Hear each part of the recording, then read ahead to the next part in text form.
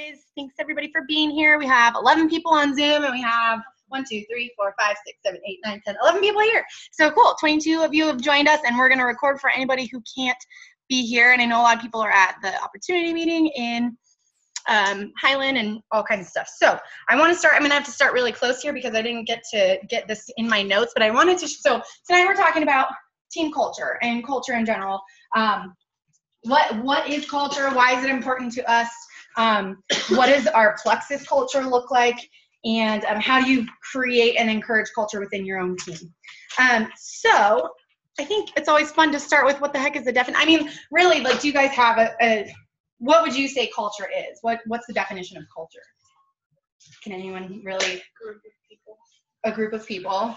Yeah, that are defined by religion, values, similar way of life, attributes or something. Yeah. Anybody else have input on that? Yeah. It's really hard to define. And I was searching all day for an appropriate definition, a definition that I felt made sense. And I couldn't really find one that I liked. Did you make your own? No, I didn't make my own, but I'm just going to share with you the first one that comes up when you Google, define culture. And it's just kind of like, okay, it doesn't tell you anything, but this is what it says. Culture is a noun, and it's the arts and other manifestations of human intellectual achievement regarded collectively. Oh, what the heck does that mean? Wow. Yeah, that's right. So, and it's, it kind of leads to like, well, culture is it's the creation of, it's something that the group does collectively. And so it's hard to define. And when you're in it, you may or may not recognize it, but you can look, when I take a step back and look, oh, this is Plexus and this is the culture, you feel it, you enjoy being a part of it, or, you don't, but people that join cults and that join gangs and stuff like that, there's a culture and people are drawn to that sense of being a part of something bigger. Yeah. So whether it's for good or bad, right? So it's important that we have culture. And so that's, I wanted to share with you like a good definition, and I couldn't really find one that I really, really like. So we're just going to kind of define it as we go through the night. I love this visualization of culture, though. I was listening to Orrin Woodward talk at one of the mastermind sessions, and Orrin Woodward is a huge network marketer.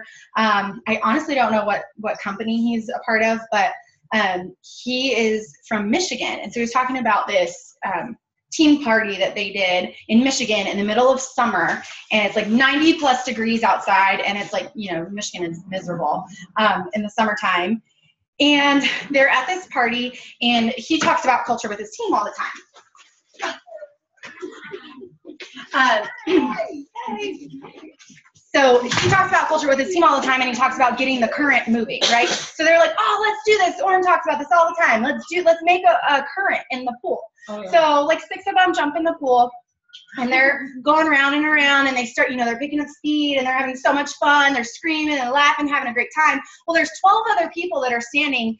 They've been there for hours in the heat, and they're all in their clothes, and 6 of the 12 people that were standing outside of the pool jumped into the pool in their full clothes because everybody inside the pool was having so much fun. So it's just, it's a testament. So if you think about it, when you apply that to our team, what that means for you guys in your business, when people see how much fun we're having, people want to be a part of that. Culture attracts people, just like a gang or a cult, whether it's good or bad, it attracts people because people want to be a part of something bigger, right? So it's important to understand what our culture is and how to influence that and make it attractive to other people. It's actually really interesting. I spoke to the girl that flaked on me that was supposed to go to the opportunity meeting tonight in Highland for me. She's not on here. No, she's a prospect. So maybe someday she will be watching this eventually. No. But I spoke to her on the phone on Monday night, and one of the things she said to me was, I see all your pictures and you're always having so much fun, and I really want to do that. So that's culture. That's yes, exactly. It's drawing people in because people see that you're having fun when we're and okay, so moving on. So why is culture important to us? Culture will sustain your organization without you. So the goal is to build a strong enough culture that you don't have to be. So when you're really early on in your business and you've got maybe a couple of people, you're very, very aware of who's feeling what and what's going on, right? When you start building this bigger team, if you don't have a great culture, I mean, I can't possibly be involved in everybody's life and know how you're feeling, or if you're struggling, or, I try and we do the best we can, but the culture, if we have a great culture of everybody embracing each other and people having a great time, like you guys are all here because you want to be, you enjoy being around these other people, right? So, so if you have a great culture that encourages people to be around each other, then people will stay much longer than they would normally. When they hit those hard times, people will stay because they feel like they belong to something bigger. So kind of going back to that whole whirlpool, that pool situation, right? So those 6 people that jumped in, right? The culture was already, they were spinning, right? They were going, there was momentum, they were moving. So then these newbies that want to jump in, it looks like so much fun. These people can jump in, newbies come into your business, and the culture is so strong, they don't even have to put their feet on the ground because it's already going. They jump in and they're circling the pool with or without effort sometimes. But because they've jumped in, now they're having fun. Now they're posting on Facebook that they're at this meeting and everybody's happy. She's telling her friends because she loves all these people that she's now met, these new friends of hers, and she wants her friends to be a part of it. So culture will sustain your business long beyond what you can do on your own. You could take a month off and your business will keep going if you have the right culture. And people notice and want to be a part of what you have, just like we were just saying, people notice that you're having fun. And when people get to be a part of what we have, you'll have people that just come for the cookies. If you were at Saturday or Super Saturday, Sarah Marble kind of mentioned this, how, you may have somebody that's not really doing the business, that's not really working on personal development, not really even opening their mouths to people, but they'll keep showing up because they feel like they're part of something bigger. And so they'll keep coming for the cookies, and you just love them where you're at. They'll keep coming for the goat cheese and strawberries. But you love them where they're at. And you know what? Someday that person might be inspired to greatness. Okay, and that's kind of my next point, is culture inspires greatness. So we can do big things collectively. We can do big things together. Things that we could not possibly do on our own, we can do together as a team. So I wanted to share a little video, and this video is, and I don't know, I'll try to screen share for you guys on Zoom and turn it around. It's a little screen, but anyway. So this video is of Mark Messier. Anybody a hockey fan? No? Sports a little bit? Anybody like sports? I love sports analogies. I don't really like to watch sports. I do like hockey. But anyway, so Mark Messier he was the captain of the Rangers in 1994. In 1994, the Rangers won the Stanley Cup. And it was 54 years since they had won prior. It was like 1940s or something like that, the last time they had won a Stanley Cup. So this video I want to share with you is really, really brief, but they're like, 20th year reunion of the team, and they're talking about how they did it, and what they did. So let me pull this up for you. I'm going to screen share for Zoom, and it's literally like 2 minutes. So hold on, screen share. And you guys need to listen for what he says, because it's kind of tucked in there, and tell me if you catch it, what he says and how it applies to what we're talking about. So if I can get that to go away. Okay. I think you guys can also, let me turn it this way. You don't necessarily need to see, but if you can hear, let me make sure the volume's up. Sorry. Spank her butt. I'm going to take a picture, post it. Great. Thanks, Plexus training. Okay. Did you really take a picture? Emerald across it. Right. I am. Okay. It's going to do a little ad. Okay, here we go. Listen closely. 2 minutes.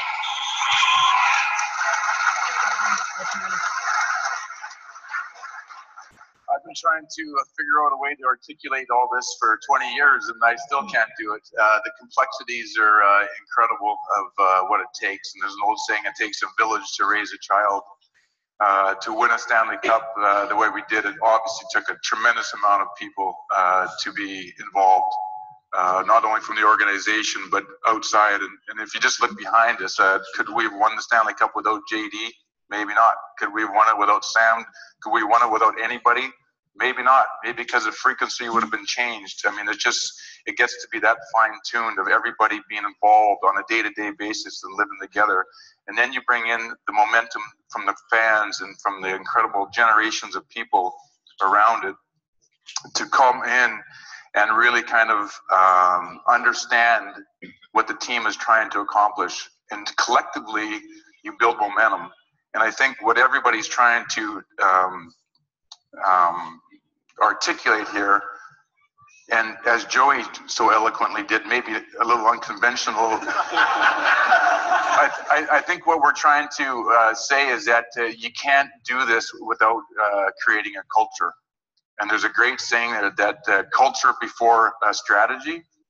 You can have all the strategy, you can have all the talks, you can have all the leadership, but if you don't create culture, none of it matters. And I think what happened that particular year is that we nailed culture. And I think the fans understood it, the team understood it, and everything else blossomed because of it. And here we sit 20 years later, still trying to tell the story, and so many different stories, and it's forever. It's forever. And thank you all for your part that you played in it, because without you, we probably couldn't have done it either. So here we are. What did you guys hear? Culture before strategy. Yes. Culture before strategy. You can have all of that. You can, and yeah, hold on, let me cancel this so I can think straight. Right, Yeah. exactly. Yep, if you don't have, trying to stop share. There we go. Okay, back to this. Okay, so I'm sure you guys could all hear, right? Yes. No, it's right. Oh, Done. oh, yeah. Yes, okay. Okay, so yeah. We're like,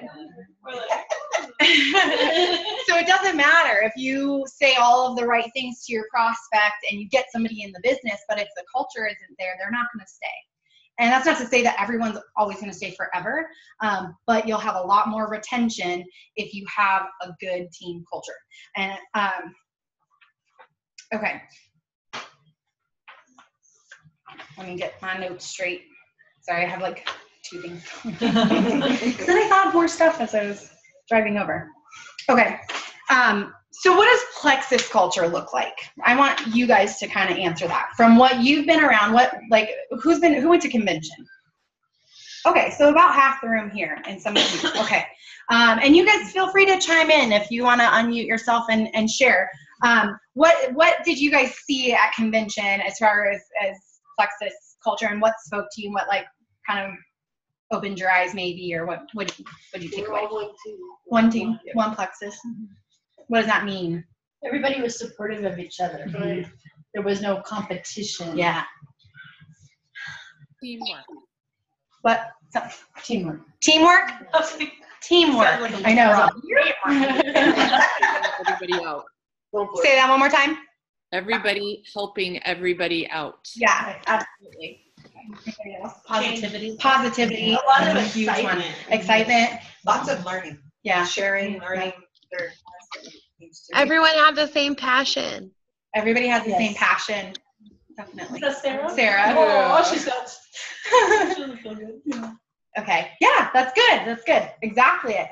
And what I love about Plexus is that it starts from the top down. And we're going to get to that later because it does start from the top down in any organization. And it really starts from the leadership, from our CEO and our CMO, and even from the top jewels. And I will say, since becoming Emerald, so we have this jewels page on Facebook, just like we have our team pages, and the jewels can interact there. And you would think, I mean, in a normal, group of people, especially a business, like think about a business. If you're a small business owner, you would think that we would be our top competition, right? Mm-hmm. That we are all the top 3 levels of the company, and you would think that we would either be at each other's throat or not want to talk to each other or not share anything. But on that Jules page, that's all we do. We share, people share all kinds of stuff. They always share what they're posting on their team pages if we want to, use it and copy it. They share documents and training. They share their opportunity meetings, all kinds of stuff. So truly, it's top down. Starts there, and then it just trickles down. Training and meetings are open. That is huge. Has anybody else been in other network marketing, like really involved? Other companies, people don't do that. It is, you're on Stephanie's team, and we can't talk to Sarah's team. And, oh no, sorry, we're having a meeting, you can't come. Especially at conventions. We're doing a breakout session with our team, and no, like, you're not invited. Sorry. Don't sell her any brochure. Yes. Don't give Yes. her any of your stuff. Yes, exactly. So some of us have had good examples of what not to do, right? But and to that point, those companies breed that into the company. Right. They breed that competition in, and that and they rank accordingly. Exactly. I was looking at some of those. Yeah. They're like way down. Plexus is at 3rd. Yeah. The next closest thing besides essential oils is like 17. Yeah. Yeah, and Plexus did this on purpose. That's why certain things are structured the way they are, so that we are one Plexus, that we support each other. And the pay points, that's the biggest thing. The pay points are the biggest reflection of that, because the better we do as a whole company, the better. If I help somebody else sell more product, then our pay point will go up. So they're not my priority, but I get a lot of people that are not on our team that message me for extra training and stuff like that. And oftentimes they're the ones that are, I'll get to them in a couple days or a week or so, because my team is my priority, but I do answer them, or I'll direct them quickly to some other training, because if I'm helping them, then it helps the pay point. Sure. What if I have a friend I went to school with, and she actually was working with someone, and she had lots of questions and stuff, and I answered several. And then, a few days later, I answered some more. And I said, and I said, I'm happy to answer, but when you're wanting to, like, possibly look at doing the business aspect and stuff, you really should be directing them back to the person that you're dealing with. Yes. But then it's like, now she's mad at me, she won't say anything. And I thought, well, did I say the wrong thing? I mean, I answered a lot of her questions, but in the same token, if you're wanting to do something or get involved, you should be asking the person that you're working with. Yeah. And then, I mean, it's a good balance. There's a balance, and there's a way to say it tactfully, but and you can always say it as nice as possible, and people can take it the wrong way. Yeah, totally. And well, I mean, if she's not going to join your team, then who cares? But who cares if she's mad at you, right? Yeah, I mean, but I felt bad because I didn't mind. Yeah, I didn't mind giving her some information, but it was like every day there were questions. And that's the same. I experienced the same thing with people that I have. Some of the same people that constantly come to me for, like, and I'm like, okay, there's a breaking point. Like, I can't spend 3 hours with you total, telling you everything. Like, I can give you a lot of front. And then there's a point where it's like, okay, well, you should really go back to your sponsor and give your sponsor the opportunity to learn and grow and answer those questions. Like that. Yeah, I just want kind of my point. Yeah, I want to make sure that she has the chance to go through this growing process. Yeah. Exactly. Yeah. Okay. Yeah. Positive. Somebody said positive and supportive. And I agree. And I know I've heard a lot of other people say that Plexus people are the most positive people we've ever been around. That's not to say there's not bad eggs. But bad days. Bad days. Some of us have bad days. But in general, they're the most positive and supportive people, and willing to help and willing to band together. Who is it? That's Beth. You're doing an opportunity meeting with Kimberly, who is not even on our downline, and Kimberly's come to a lot of our stuff, and it's just a great testament to, like, we all support each other. And I have a question. Should we do that? I'd be particular about who you like doing stuff with other people, with other teams. Yeah, if they are on the same page as you, if they're like, so like, just like Les Brown was talking about, only quality people, you need to be careful about who you let into your inner circle. So if there's like some negative Nelly Plexus person that's like, well, I don't have anybody, but I want to do opportunity with you, and she wants you to do all the work, but she wants to be like involved or whatever, I'd be careful. But if you connect with somebody and they're positive and they just want to work and they're in your area, why not? then you have more people coming to your meetings, and which generates more excitement, which generates the whirlpool. Yeah. So. I was suggested something else.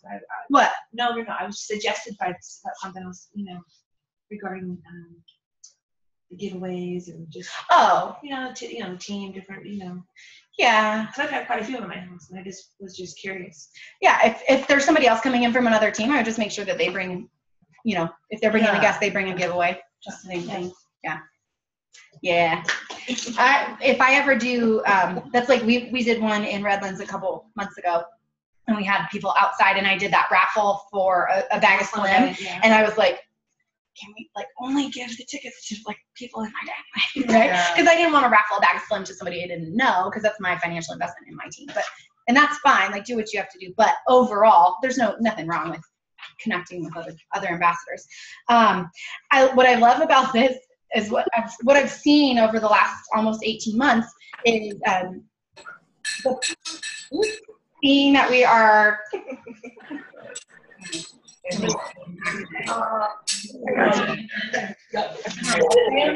Me? Yes. Did you unmute on purpose? I unmuted because I was going to share, but you moved on. Okay. Go ahead. Oh, you were talking about how, just combining teams, we have an entire, we're connected from Celeste Gwynn, the Sylvia Porter and Amy McGinnis, but we're on totally different teams, but we're in the same area. So we get together and we'll have a meeting, and it just boosts. They bring people, we bring people. And all of our pay points benefit if we all benefit and work together. Becca. She's in Rancho. Yeah, and Sylvia's awesome, and Sylvia and Janelle and I talk a lot. Yeah, you guys are connected too. Oh, what do you know? I'm the only one on our team. We're I will say I still feel a sense of competition, but it's not an exclusive thing where I'm going to be mad at it. I just like fire. Okay, so I was going to say about positivity, people being positive and supportive and stuff. What I've noticed, and I laugh about it, I really do laugh about it, is there have been negative people that come onto our team, and some of them try to spew their negativity, and there's been times where someone would post something on the team page, and I want to delete it because we're trying to keep it positive. And then before I can even delete it, 16 people have commented super positive stuff back to them. I'm like, this is awesome. But people like that just quietly slip away for the most part. People that join our team and they're just not there. Or they change. Mm-hmm. Yes, you have to hate losing enough to change, or you have to hate change enough to lose. Just give them accelerator plus. Yeah. We always hope the products will change. But in general, the negative ones slip away, or you'll see them start to detach and just leave them. And that's fine. That's good. We don't want you. We don't want negative people. So that's awesome. And yeah, my next one is in all caps. Do not allow negativity in. So especially when your team is smaller, when you're just starting to grow, protect it like mother freaking bear. Okay. Seriously, do not let negativity in. That's what I'm saying. In the team pages, I just reference the team page a lot because that's mostly what we use to interact. But it's even more heightened at a actual event, but I don't really see it happen very often. But on the team page, if there was ever a negative thing posted on the team page, I've only had to delete 2. And the ones that I have wanted to delete, there have been, positive things. So sometimes you kind of gauge it yourself and see, could this be a teachable moment? But just protect it. And part of that is teaching people that when they have an issue, because it's not all rainbows and butterflies. I understand that. Okay, my world is, but no, I'm totally kidding. It's not always going to be rainbows and butterflies, but you need to teach your people to go upline with their questions and their concerns and their gripes. And then as a leader, you need to learn how to handle that with grace. But teach them to go upline. Do not ever go sideline, and definitely don't go downline, because that just breeds it. It's a cancer, and it will spread like wildfire.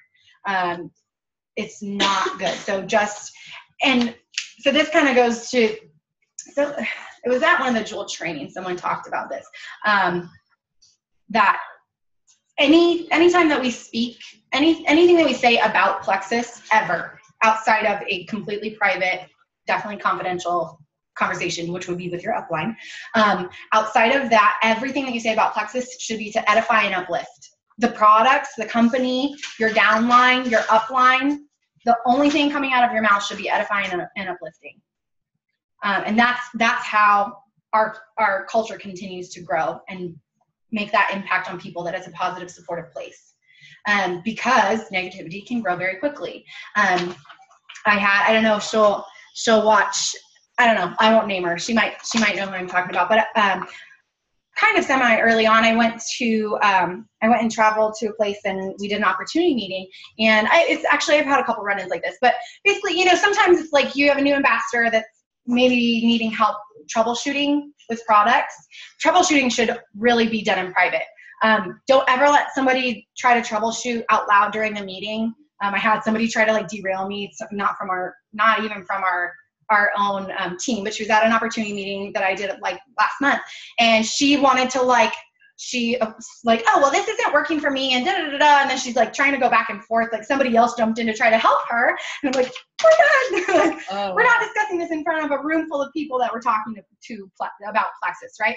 Just be aware. So I've had it on a smaller scale where it was just in front, I was talking to the ambassador and they had a customer there, and the ambassador started talking to me about her, she's needing help troubleshooting, and I'm like, what? Don't talk to me about this in front of other people. Not that we have anything to hide, and not that the products don't do what they say they're going to do, but there's just a time and a place, and not that that's a negative thing, but you just don't want to start, putting doubt in people's minds. Does that make sense? So always go upline with any problems, questions, troubleshooting. Do not ever go sideline or downline. Okay. Yeah, everything should edify and uplift the company, team, your teammates. Oh, and yourself. I forgot about the most important one. Everything you say should also edify and uplift yourself. And I really, really, truly believe in the power of words and what you say, because your words come from your thoughts, and your thoughts influence everything.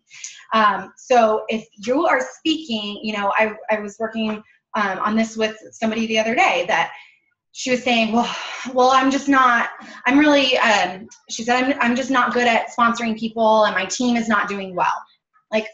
Okay, let's flip that around, because if that's what you're speaking over your team, that is what will happen. What you focus on expands, right? So flip your words around to, I'm working on it. I'm getting better at sponsoring people, or, just flip it around. Just watch what you guys say, especially to yourselves, because self-talk will get you, negative self-talk will get you nowhere, not where you want to go. Okay, don't underestimate the power of welcome. And I really want to address this specifically for our team pages, but it's important at a face-to-face meeting too. So let me address face-to-face, opportunity meetings and that kind of thing. Whether it's a guest event or a team event, always make sure that you guys are introducing yourselves to everybody, or as many people as you can if it's a large group. Just make it a point to go say hi to people. Don't stick to your little nucleus of people that you know, but start introducing yourself and saying it with a smile and asking them, trying to engage with them. And that will be so impactful at an opportunity meeting when you're introducing yourself to guests, because that's where they get a taste of our culture, where they get a little, wow, these people are so nice. The very first night I met Stephanie, she asked me to be her friend on Facebook. That very night, she found me on Facebook. Me too. Thank you. I was shocked because at the opportunity meeting, you came up to me, knew my name, gave me a hug, and we talked on Facebook maybe 2 or 3 times. Yep. So thank you. Thank you. I was that skill. It starts from I am getting better at that. There you go. Yeah. So see, yeah, it's awesome. I'm so glad. And you guys feel welcome, and you're gonna keep coming back to events because you love us. And yes. Okay. So especially for guests though too, if you are a veteran ambassador, and a lot of times we go to opportunity meetings and we don't have any guests. Well, that's awesome, because then you don't have any obligation to stick next to somebody. So circulate the room and get there early, as early as you can. I know we're all busy, but try to get there a few minutes early and then stick around a little bit after and circulate and talk to people. I think after is even more important because they just heard stuff from, and if you shared your testimony, stick around and talk to people too. But yeah, just don't underestimate the power of a welcome, whatever that looks like in real person. Now I'm going to address team pages. This is an area that I want to get better at as well. I'm working on myself. In the beginning, I would personalize every single welcome, every comment on a welcome thread. When somebody sponsors an ambassador, they should be welcoming them onto our team page. And sometimes, I know things get crazy and sometimes we don't see everything on the team page, but it kind of makes me sad because sometimes you'll see one welcome and there's 16 comments of people, and then there's another 2 or 3. And I understand you can't spend all your time welcoming everybody, but I will say when you welcome someone, try to say something more than welcome. And what I would like to see happen is you edifying and uplifting their sponsor. Because I used to be really, really good at this. Because I wasn't, I was taking the time. Every time I would welcome someone, I would say, welcome to our awesome team. You're gonna love being here. Sarah is an awesome leader. She's a total rock star, whatever. I've got a couple of phrases that I kind of circulate, and that's fine if it's not completely perfect every time, but just adding a little bit in there that's edifying their sponsor.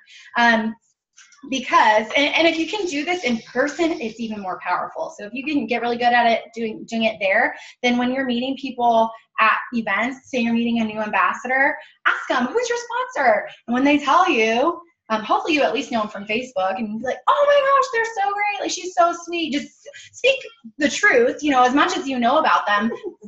What you see. Oh, too bad.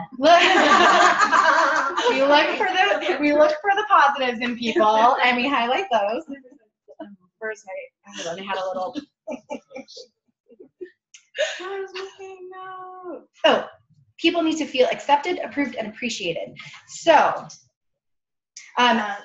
Here we go. This is what I was looking for. Edification. So I keep saying edify, right? Edification. How do you edify people? You have to study people. You have to see what you like, and you have to see what you respect. People need to feel accepted, approved, and appreciated. And so in order to edify someone, you need to, I'll speak a little slower because you all are taking good notes. So in order to edify someone, you have to actually stop and pay attention, right? You have to observe them.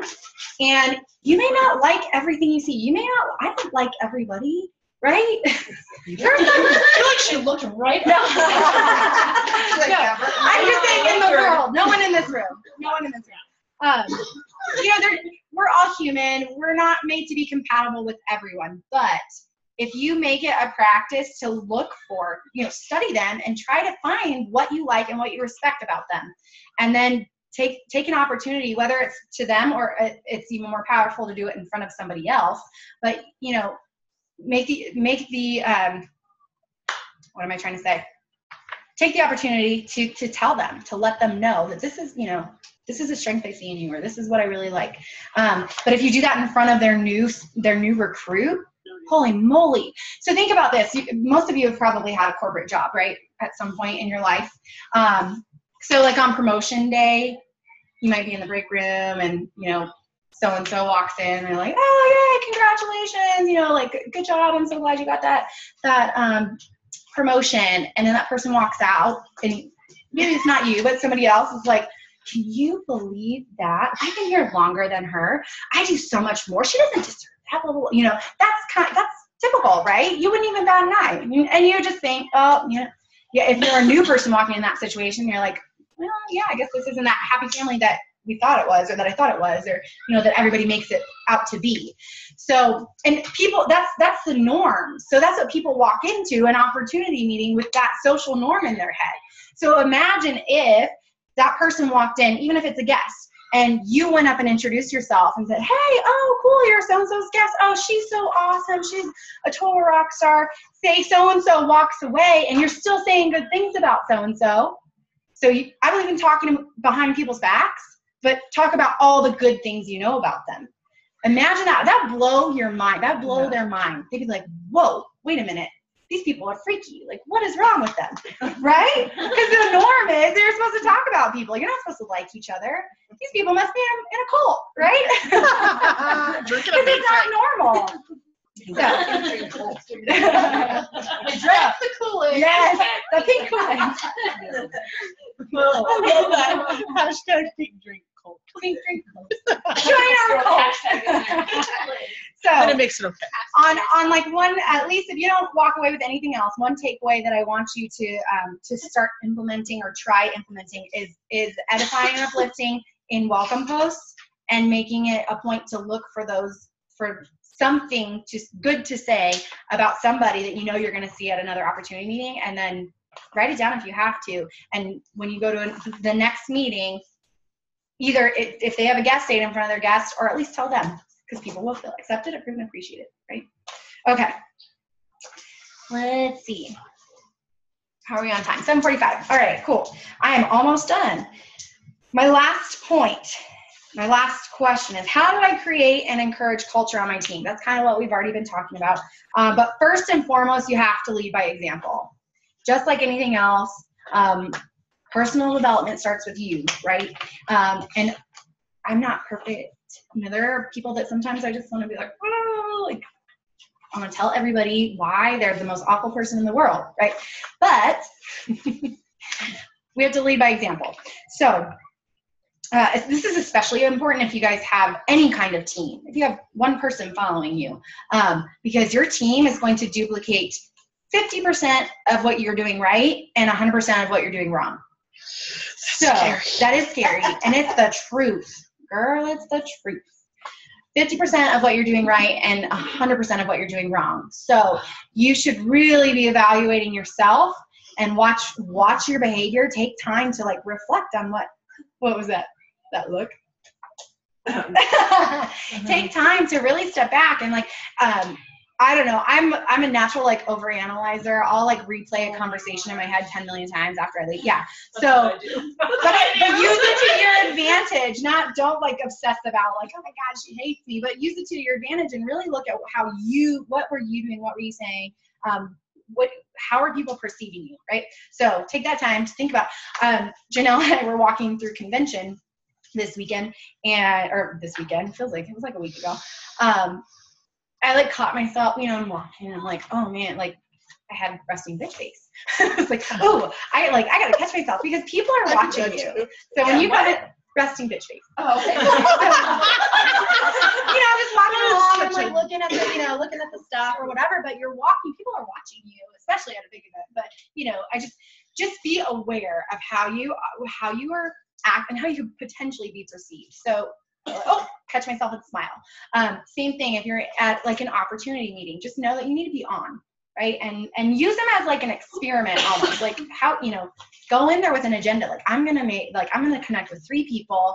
And my goal is to make them feel good about themselves. Okay. I do the same thing for networking events. Like that book signing I went to last week, I went and was like, okay, I'm going to make 3 connections with people. I didn't say I was going to make them feel good about themselves. So usually that's an underline. Anyway, go in with an agenda into a social gathering. You can do the same thing at anything that's not Plexus related. Just practice, because it starts with you. Practice what, you know, making people feel good about themselves and edifying people, and it will trickle down. Because if you are setting the example, hopefully about 50% of that will rub off on your team, right? All right. Everyone start setting the example before you have a team. If you don't have a team at all, that's how you attract what you are, right? So if you are not growing and getting better, and or if you're negative, you might attract somebody who's negative. So be involved and engaged on the team pages, opportunity meetings, if we do ever like team fun things or bonding, just make the effort to be out there, or make the effort to do that, like within the team. You guys don't need to wait for a leader to say, hey, let's go do a whatever night. Like if you guys are doing small things, and then you're posting about it on Facebook, right? That's the whole context of all this, right? That you're letting people see, have a little glimpse in of all the fun that we're having. And if people see then, oh, they're going like bowling, this like, and you're posting, oh, my Plexus girls or whatever, like people love that. Okay. Yeah, and then post, yeah, involving on personal, personal profiles, commenting, being engaged on other people's posts. Like, we all know, I think it's kind of like an unwritten rule that we try to comment and like on as much as possible on other people's stuff. I will say, as a person with a larger team, that becomes really difficult to make sure that you're getting as many people as you can, right? So it really needs to duplicate down, if nothing else. It really needs to duplicate down that you guys are commenting on people's stuff, not even liking. I would say don't even bother liking. Well, like it, but if you're gonna like it, take the 2 seconds it takes to comment. Because liking really doesn't do anything. And I'm guilty, because we're busy and you're like, okay, I'm just trying to help. But a like really doesn't do anything for them. Comment. And you know what? While we're on that subject, nothing drives me more crazy than if someone shares something that I post and doesn't bother to comment. Like, you're going to use what I posted, but you don't leave a stinking comment. Yeah. I had like a video that had like 30 shares and I had 2 comments. Yes. And it's like, and I tell people don't share, but if it's a video, it's like 5 or 6 things get shared. Yes. Comment. That went a lot of places. Okay. But then, because then, you know, as a leader, you feel like, oh, like an obligation. If you see somebody on your team that doesn't have any comments on that, then you're just pushing a burden onto somebody else, and you could be helping. If if more people lower down are commenting on each other's stuff, then we don't necessarily, not that I'm not going to comment on people's stuff, but it's just save me some time. It would save you some time, save you some time. All of you have teams pretty much in here. So, dang, I put that twice. Don't allow negativity in. Go upline. Yeah. That's important. All right. Well, I'm trying to make sure I got everything because this looks funky now. Be involved and engaged. Don't underestimate. Okay. My parting thoughts for this are, culture really boils down to an unspoken expectation. And I think part of growing culture in your team may be actually speaking those, like what we're doing right now, letting it be known. If you can get your ambassadors on board up front, probably the easiest way for us to learn about a culture and really start to take that on as our own identity is obviously to get them to social meetings, opportunity meetings or trainings or whatever. But it's likely that you're going to have interaction with them before you ever get them to a meeting. So when they first sign up and, their first exposure is that team page. So engaging on the team page and welcoming, and then as their sponsor, having that conversation with them, hey, if you have a problem or anything, just let me know. We always go upline. So, always ask me questions first or whatever. And there's the cool thing about culture, again, it's an unspoken expectation. I think it's an unspoken expectation of standards, of either excellence or not, mediocrity, right? I was just doing that video on mediocrity. So people get it. Like, if people see new ambassadors to our team or other ambassadors, if they see that, people are just starting to comment, just welcome, or not commenting on welcome posts, then they're like, okay, this is just what we're doing. This is what our team does. If people come to an opportunity meeting and we just stay in our little groups and we don't really talk to each other, well, that's what they do, right? If instead we have a culture of people that are engaging and talking to people and edifying and uplifting and, sponsoring lots of people, I will go off on a little side tangent. So as a leader on your team, the speed of the leader is the speed of the team, right? So if you want your team to grow, you need to be sponsoring people into your business. If you have time to think about what your team is doing wrong, then you're not busy enough prospecting people and getting people into your business. So I'll leave that as that. But that ties into culture, because if they see you doing it, they're going to do it, right? Okay. Anybody have anything they want to share about culture? Anything you've thought about? Anything? How about anything you guys feel like you might want to do differently with your team, or things that you've maybe thought of yourself, like caught yourself like, oh, I want to do better at this, or oh, I'm going to do this and implement that maybe within your team, or going to an opportunity meeting, doing so. Yes. I messaged you about this. My guest at the last opportunity meeting said that she could just feel the excitement and how much everybody liked each other, and the fact that everybody was very comfortable, and she felt very comfortable. She said, I really liked that not everybody was overly dressed, that it was comfortable, because she says, it can be off-putting if people are overly dressed for that type of thing. We're not Jules. I think of Cindy when she said we're not the pampered chef, or she called But she signed up the next day. She loved it. She had a really great experience. That's basketball coach in me is like, well, if you're not going to do your job, like, you're cut.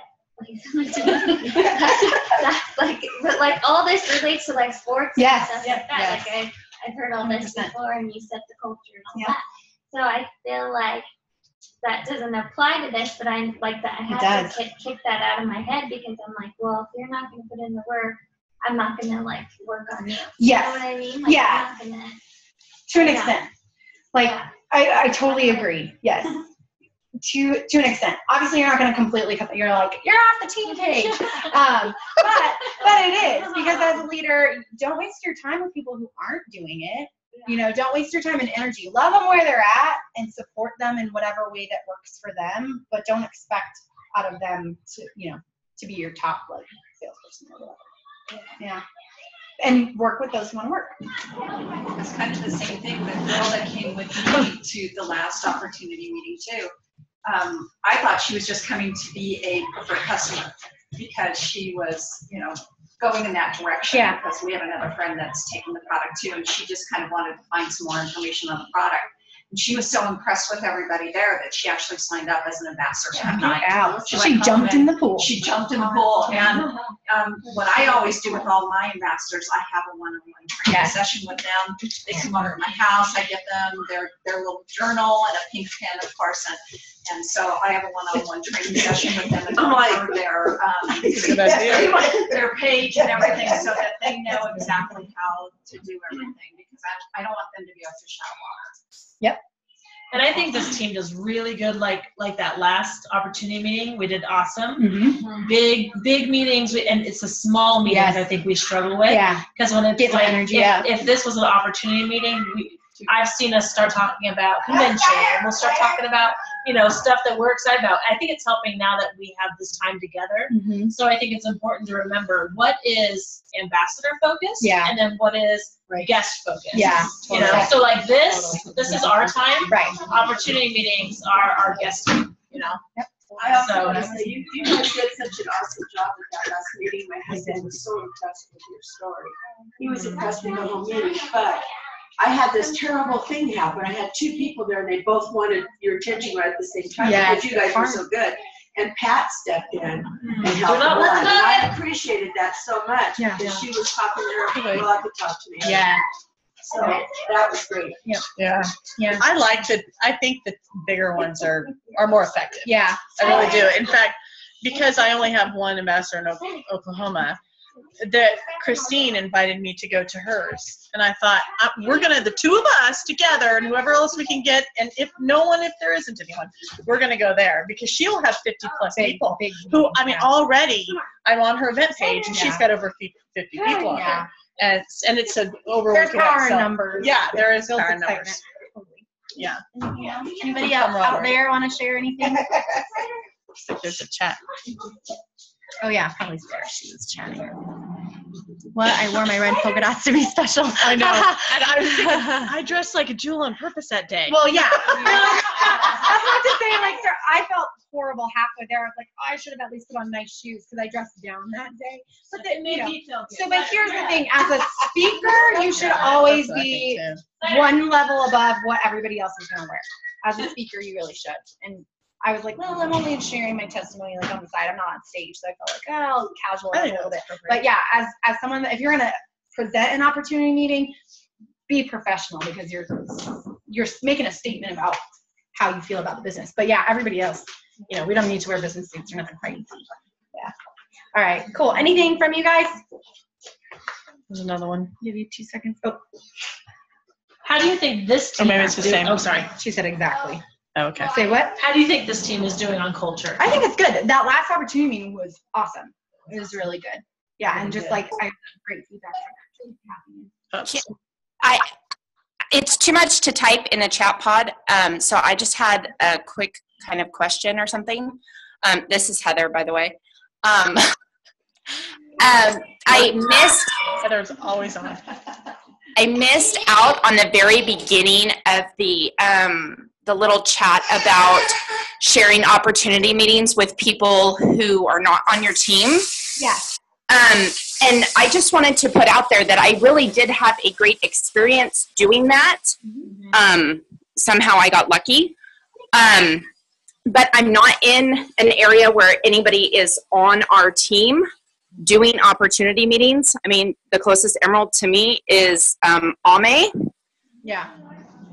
But I mean, I had a wonderful experience. In fact, she actually did most of the opportunity meeting herself. And it was great. I mean, we didn't have like a huge turnout like I would have hoped, but I did have a good experience. So, I mean, there are some experiences that go really well. I just want to throw that out there, so in case there was anybody listening that, I did have a good experience. Yeah, I think for the most part, I've always had good experiences going to other people's stuff, and I don't think, from what I know, I don't know of anybody that's had bad ones. I was just saying, be cautious of who you let in, who you let influence you, really, Yeah. Okay, yeah, I definitely didn't let her influence me, because I have an amazing upline in Erin and you and Amber and everybody else. But yeah, no, she just was fun to work with, and we still, communicate and talk about, having another one and things like that. So it was good. And on that same note, I think even if you do have people in your area, if you have leaders that are really actively doing opportunity meetings, don't let that be your crutch, and don't let that be an excuse, because all of you, everybody, anybody who watches the playback should be doing your own meetings. And start small. Like, obviously the big ones are more impactful and we get better energy and that kind of stuff, but you don't want to bomb in front of 50 people, because your first one is going to suck. It is. It will. I promise you. Your first one's going to be awful.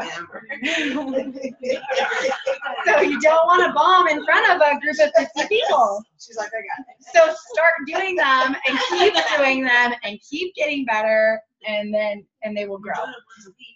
Amber should not be doing them all the time. Okay.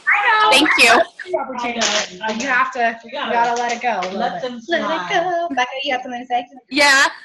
One thing I noticed that I learned from you that you told me a long time ago, I think, was people will inquire, so when's the next opportunity meeting in my area? And your response is, you do it. Whenever you are doing it. Whenever you're doing it. Randy Phillips and somebody and else. Becca. Oh, that's Becca. Yeah. Bye. Hi, Becca. Hi, guys. She's the one in Fontana, right? Yes. Yes. Yep. I talked to her because I work in Fontana. Oh, cool. Yeah, so I was like, so somebody had said something about High Desert. She goes, whenever you're having it. Yeah. I saw that. I did see that. Okay. All right. Yep, exactly. Anything else anybody wants to add before I end you all? Can I say something? Yeah. I am really nervous to say this. Yes. And has anyone else had a struggle with the comparing thing? Yes. Oh, yeah. Every single Look who one I of have us. under me. These people. No, I mean, like, just with different things on pages. Like, Yeah. Everyone. I don't know anybody who hasn't. Comparing yourself to other people and how right? Am I just when, like, okay, I'm trying to be positive. It's okay. But that's like a team thing, right? Yeah. So yeah. When the specific numbers are on there and all that stuff, and I'm super excited for everybody. Yes. I am. The comparing thing is really a struggle. It is. And I it's don't normal. And I don't know if everyone else goes through that, or everyone just kind of Yes. Or how do we handle that? How do I put a positive spin on everything? It is a conscious choice to not do it. Yep. It really is. It is literally when you see those numbers and you are not on there for the third month in a row or whatever, or ever on there, you consciously choose not to. And that is when you sit down and you write those reasons you will be successful. And you write, you do that exactly, your why. Yeah, you do exactly what you were. Affirmations. Affirmations. Yep. So I know who is really awesome about words of affirmation. I go through every day and look, and I don't necessarily need to find the people that we connect that are like 800 people in common or whatever. But Sterling Quick, you guys know him? He's an ambassador, right? He is an ambassador. Okay. He is the most positive person. He's got these sayings on there Yes. that are incredible. Look him up.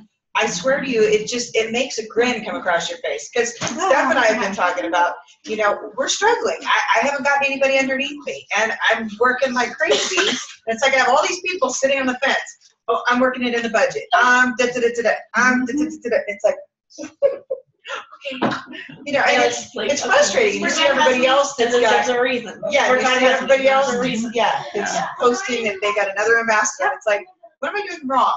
You know what I would encourage you to do? Use that as motivation.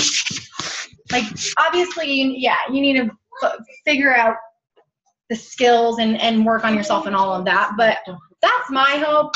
And, it might not be your exact personality, but make the decision to let that motivate you. Like, I will be on that top 10 list someday. Don't say, I hate the word someday. Next month or in 2 months, because next month I'm going to get myself to 500 PV, and then the next month I'm going to get myself to 1,000. Use it to motivate you. And if you see people that are, sponsoring all these people, I sure hope you guys friend request them and watch what they're doing, right? And talk to them, because. But what's funny? Some of the upper uplines, they're not as personable as you. Yeah. They it's because I'm awesome. There's a reason to look at that so you see how they do. Yeah. And their connections that are on there. So it's the same as like, okay, if your mom posted something, you're gonna friend somebody off of her picture or whatever. Yeah. It's that same scenario. Yeah. So I try and look at what is it that they're posting that makes them so positive and make them so. They're so different than mine. Yeah. And some of them are, some of them take the time to either accept the friend request. Some of them don't even do that. But some of them have a lot that haven't gone through their friend request. 200 a day. I only got through a couple. Yeah. And I would say listen to motivational speakers what's her name? too. Celeste Wynn's post. Yeah. It broke down her team, and it was like 26,000 people. I was like, holy smokes. Yeah. That was wicked. Yeah. I'm like, great. I only have so many this, like 91 diamonds or something. It was like, yeah. Yeah, Did you see Gwen's breakdown? Did you see it? Oh my Lord. Yeah, she has 20,000. 20-something. Should we end this group? I feel like this is for Yeah. listen to it all. Do you want me to end it? I can.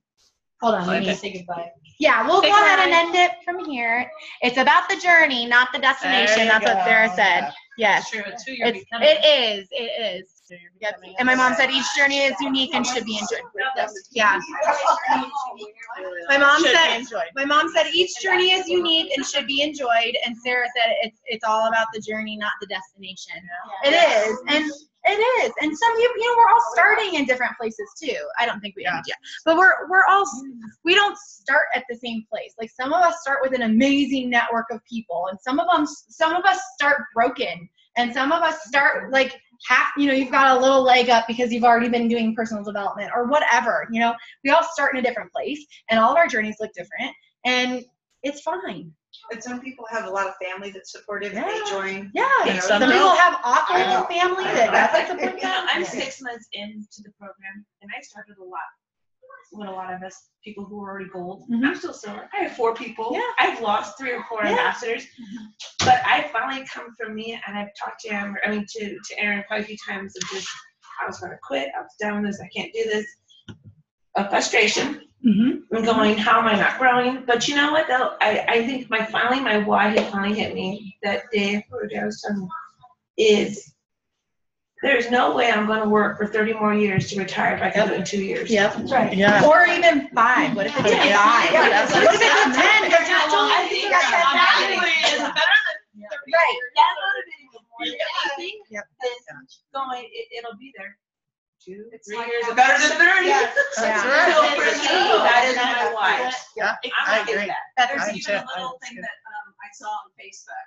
Why do some people think that it's okay to work at a dead-end job for 40 years to get retirement, but they can't work at a networking job for 5 years to achieve the same goal? They're on the 40 plan. 40 years for 40%. By the time that comes around, they're still be little. I can still be Exactly. Yeah. You know what I mean? Well, the time's gonna go by anyway. Yeah, exactly. You're on Facebook anyway. You're talking to people every day anyway. That's right. This is a verse that motivates me. It says, may the Lord our God show us his approval and make our efforts successful. Yes, make our efforts successful. So like, whenever I'm like doing an intentional post about Plexus, and like, okay, I'm putting in effort towards this job, like please make it successful. I like that. That's good. Yep. What was the reference, the address on there? Psalms 90:17. Love it. Everybody's like, put that in there. I'm gonna be honest with you guys, like for me, and I've told this before, I didn't come into the program, I don't have any pain problems. I don't have any health problems. You know, want to lose extra